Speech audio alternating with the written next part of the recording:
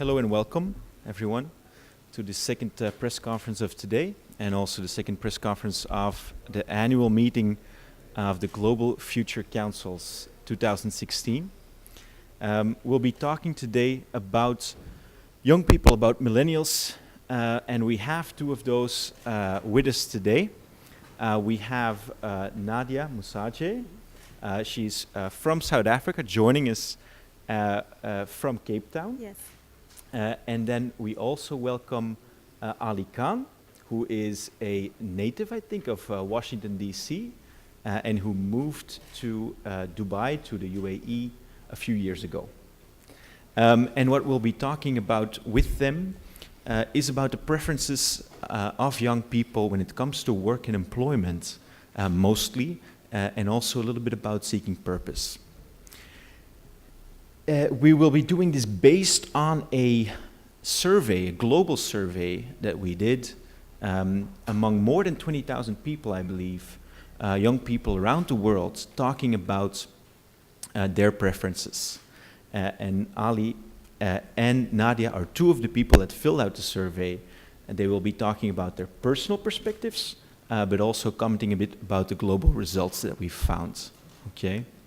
And the first, most interesting finding, I would argue, from the UAE, or about the UAE globally, is that the UAE comes out as one of the top emerging market destinations for young people seeking to advance their career. And I'm going to ask you why that could be. And I'll start with Ali. Ali, you actually are one of those people who acted on that preference. You came from the US to the UAE. Why do you think so many people across the world see the UAE as an attractive destination to build their career? Sure, and yes, I moved to Dubai 2 years ago, and the opportunities that I saw here was just massive rates of growth and transformation across the region, specifically within the UAE, where you have cities like Abu Dhabi and Dubai really growing and turning into these global cities of the future. And to me, that was something that really attracted me, one, to the region, having never spent much time living here, but only coming as a tourist. And just seeing this high energy and this constant strive for growth was something that really attracted me to the region, and it was something that I wanted to join and become part of. And as Peter had mentioned, I moved here from Washington, D.C. So coming over to a new region, with plenty of diversity and 365 days of sunshine also helps. It certainly does. I think we're all happy to be here. Nadia, you come from South Africa, are still based there, but you were telling us before we start the press conference that you understood why not just the UAE, but a few emerging markets more in general are seen as attractive destinations. For example, China also came pretty high up in the rankings, and a few other emerging markets. Why do you think that young people see emerging markets as an attractive destination to build their career? I think there's a number of factors, and for me, I think, and the reason why I stay in an emerging market is because it's way more exciting. You're always at the cutting edge of technology and innovation. In fact, emerging markets often leapfrog a lot of kind of developmental challenges, and you get to play in emerging markets more than you would in other economies. And I'll give an example from STEM, because that's my background in engineering. When you work in developing economies, you actually get to build infrastructure. You get to be at the cutting edge of being able to design new cities of the future. Whereas if you were in established economies, for example, you become involved in maintenance and maintaining infrastructure and retrofit. And so I think just the exciting opportunity that presents is more of an attraction for young people. Yeah. It's true that you get to build here, very often, quite literally. You get to build the society and infrastructure sometimes too. Another reason that we talked about in preparation was, of course, we have a political context in an economic context in many traditional attractive top markets, such as the US, United Kingdom, and so on and so forth, that is changed versus previous years or decades. and perhaps not in the most favorable way. Do you think that also plays a role in other countries being more attractive? I mean, I definitely think so. I mean, just the recent U.S. elections and the outcome of the Brexit vote. I mean, young people, if you look at where they were voting to be part of kind of this global community. And unfortunately, the outcomes did not reflect what young people actually felt.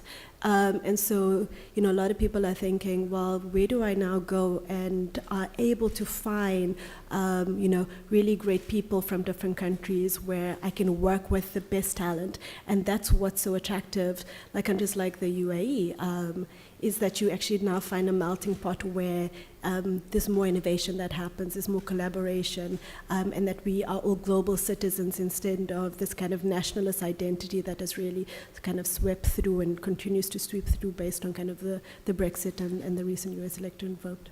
Yeah. Yeah, it's remarkable, of course, how recent developments have turned out to be. There are more fundamental findings also that we see from the survey that have to do with the preferences of young people in general, what they are looking for when they're building their careers. And one of the remarkable findings in that regard was that if we looked at the top criteria for young people looking for a job, globally, turns out that salary is the top criterion for many people looking for a job, as opposed to the preference in, for example, the US, North America, is looking for purpose and looking for impact on society for a job. I found that quite remarkable because I was under the impression that this seeking of purpose was one of the hallmarks of that new generation of millennials. But then we see that globally, looking for a salary and career advancement is more important. Ali, I'm going to start with you. You are from the US. Can you relate more to salary and career advancements, or more to looking for impact on society, and how do you see that for other people? Sure. You know, one of the big incentives for me to come to this region was career advancement. As Nadia had mentioned, working within a growing and frontier economy and market, you're able to make and drive further change than you may be able to in more of a concrete and very stable and mature market. So for me, I believe it was kind of twofold, being able to advance my career and have opportunities for myself in terms of career development and progression, which I wouldn't have had back in the United States, but then also being able to make an impact by being able to see the fruits of our work taking place across the region with a lot of our clients and customers. Yeah. And then I want to come back to you, Nadia, because you told me that another reason might be that providing an income simply is more important in many parts of the world than it is perhaps in North America. Could you tell us a bit more about that? Yes, so I mean, you know, and it boils down to kind of you get this Western narrative that you've got to have a job and you've got to be happy, and if you're not happy, and you've got to love what you do, right? And sometimes in developing and emerging markets, there's not that luxury, because often you're the first generation that has gone to university, and there's an expectation that you are going to be a provider, not just to your family, but to your community as well. And so, you know, you're looking for a higher salary because you now have these financial constraints that are on you that you didn't have before, or that, you know, our Western counterparts have kind of more of a luxury than we do. The interesting thing is that there is also a gender split.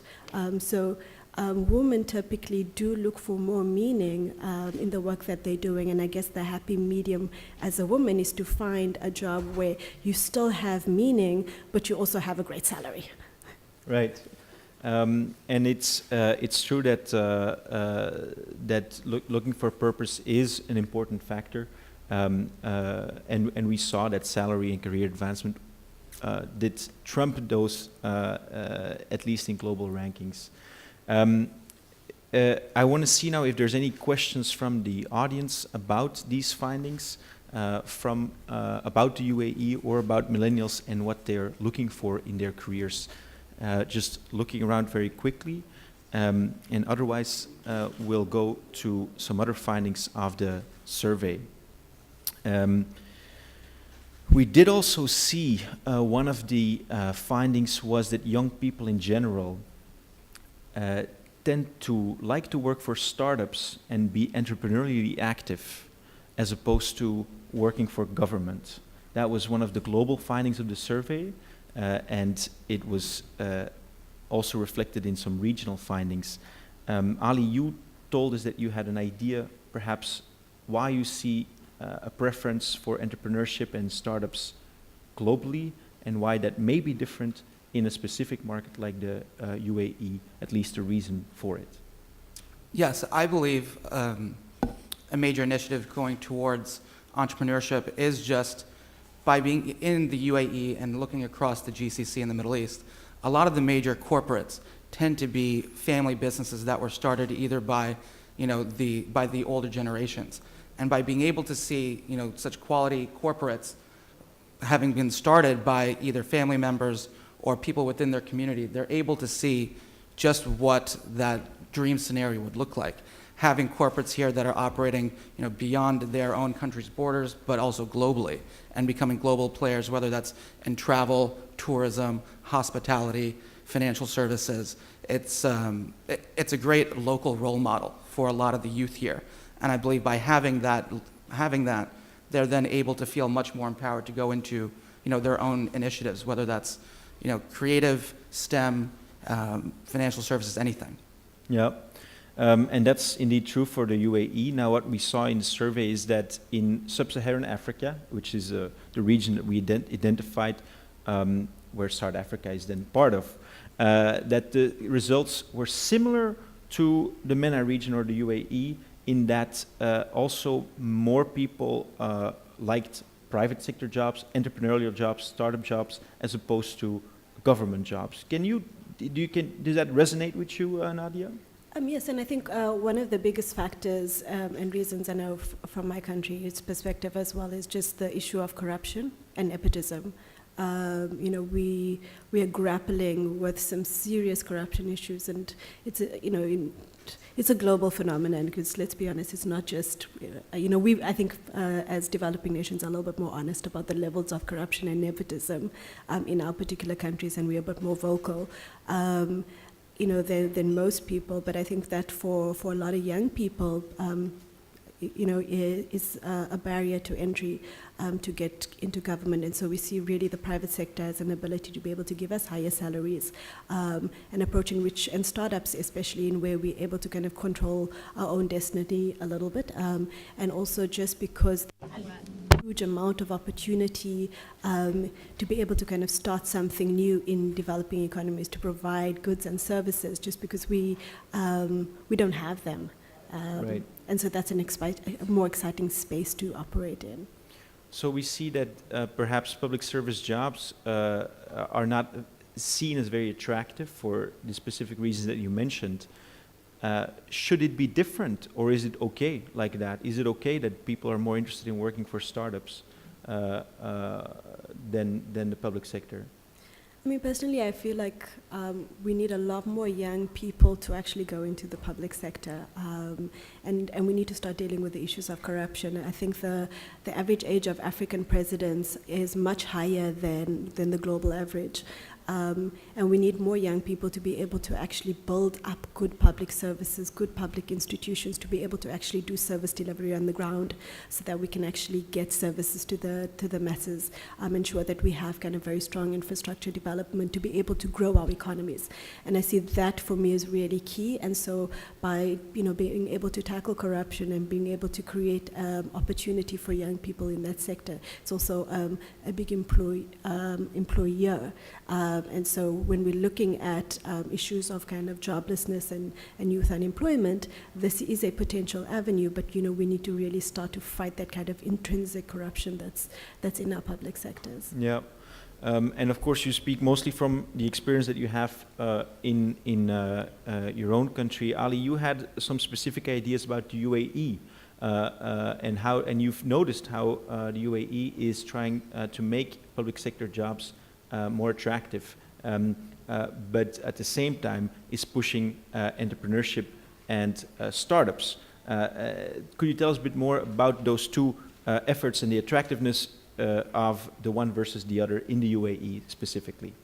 Sure. And here within the UAE, public sector jobs are looked upon quite favorably. From our MENA results of the survey, there's issues from our MENA respondents where they may be looking upon their government unfavorably, and that tends to be just a split narrative within the region itself.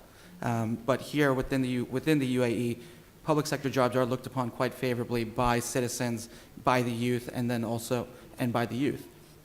At the same time, there is a growing entrepreneurial and startup community within the country, and the government and the country recognizes this, and there have been a number of initiatives and a number of organizations that are created to help kind of foster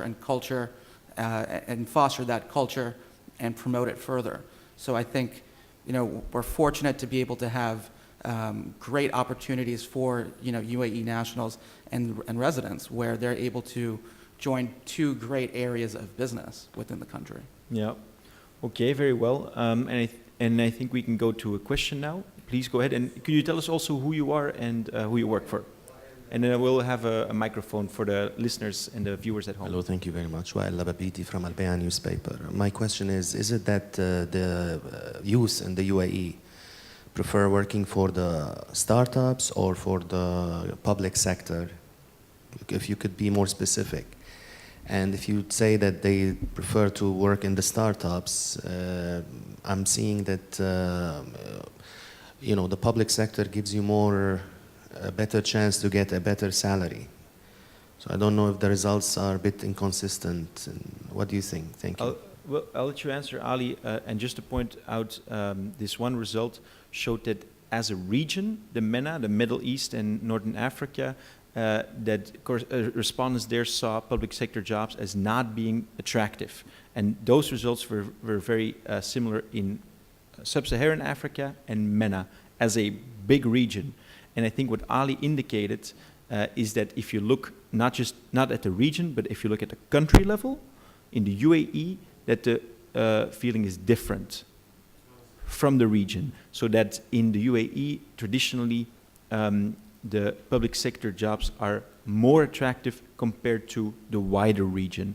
And Ali, I'll let you comment from there. Sure.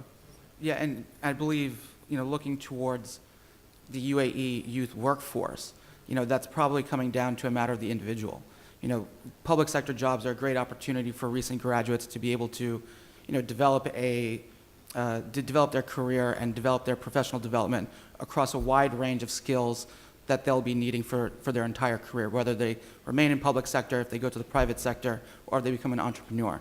Within entrepreneurship, obviously there's a lot of fast growing and a lot of learning on the fly.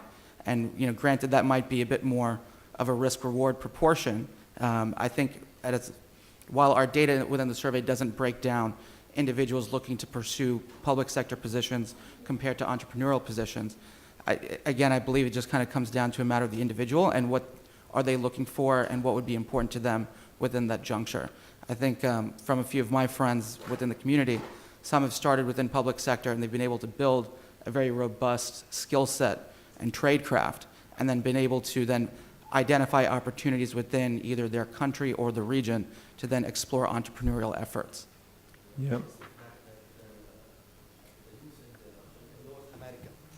What does the fact that the youth in North America prefer purpose over salary as compared to the youth in the UAE, what does this tell you about the youth and their expectations and their hopes and their differences? How are the youth in the UAE different from other parts of the world?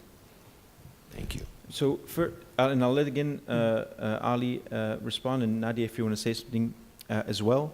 But just about the data.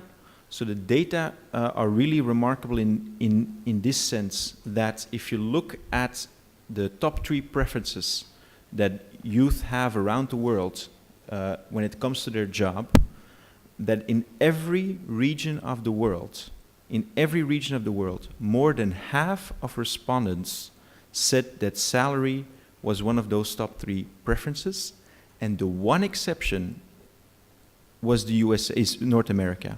So North America was the only region in the world where less than half of respondents said that salary was a top 3 preference. So if you look North America really stands out there. If you look at MENA, that percentage was slightly higher than 50, was 52%. 52% saw salary as a top 3 criteria for jobs. And on the reverse side of those findings, you had the criteria sense of purpose or impact on society. And there we had the mirror image, which is to say that that there was no region of the world in which more than 50% of respondents named that a top 3 preference, with the exception of North America. So here we had 52% of respondents from North America saying sense of purpose, impact on society is a top preference for us. And in all other regions of the world, that was less than 50%. And in the Middle East and Northern Africa, that was 38%. 38% called impact on society, sense of purpose, a top preference. That doesn't mean, of course, that having impact on society or having a sense of purpose is not important for these young people, but it does show you that the narrative, the leading narrative that you might have from reading US media and how millennials care about purpose first and about salary afterwards, that is a narrative that's mostly based on the United States.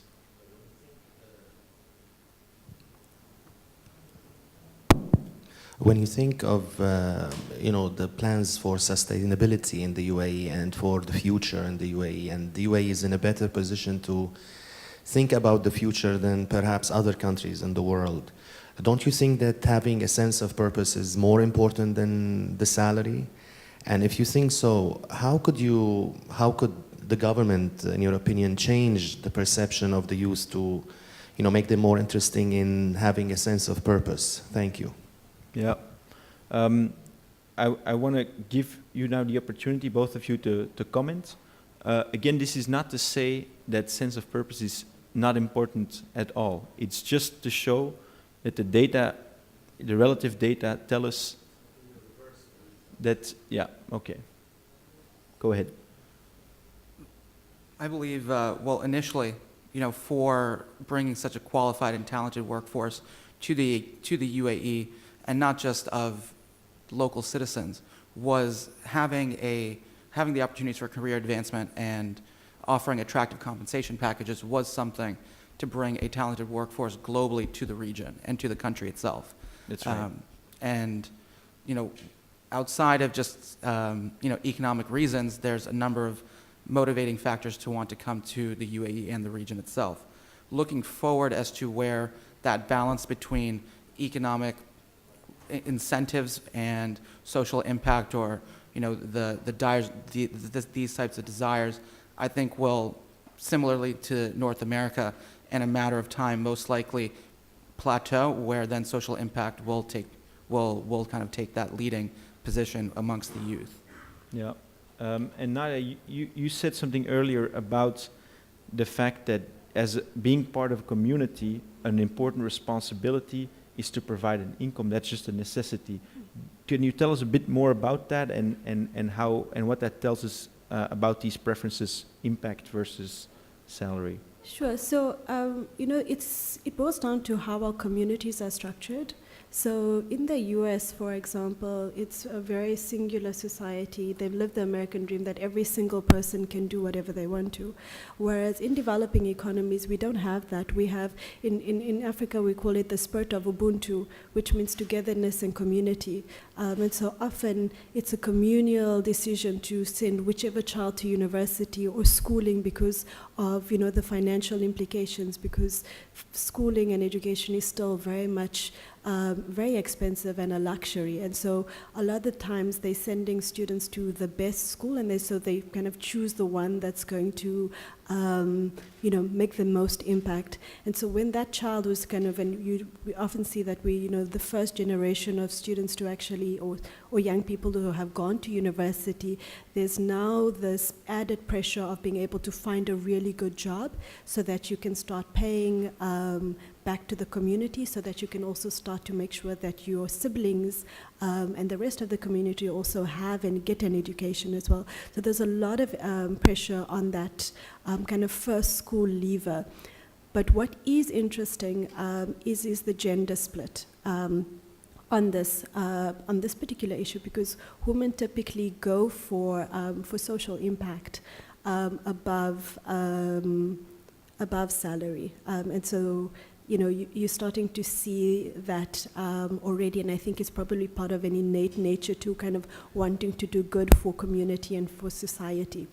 What's also interesting is that a lot of the times the jobs in the developing economy, you're earning a good salary and you're doing good anyway, and that's just because there's just such a lack of services and infrastructure, and so when you go into any job, whatever you're doing, most of the time you are actually making an impact. So for example, if you were going into engineering, you providing infrastructure for water services, public transport, you're earning a good salary doing it, and you're providing whole services to community. Okay, thank you to both of you for your interesting insights. We're going to have to cap the press conference here. If you want to learn more about the survey findings, I just want to remind you all results are available online on the website shaperssurvey.org. So that's shaperssurvey.org. And I'm happy to provide some more information and data to the journalists present here also after the press conference. Thank you everyone for being present, and thank you to the speakers for inviting us. Thank you. Thank you, Peter.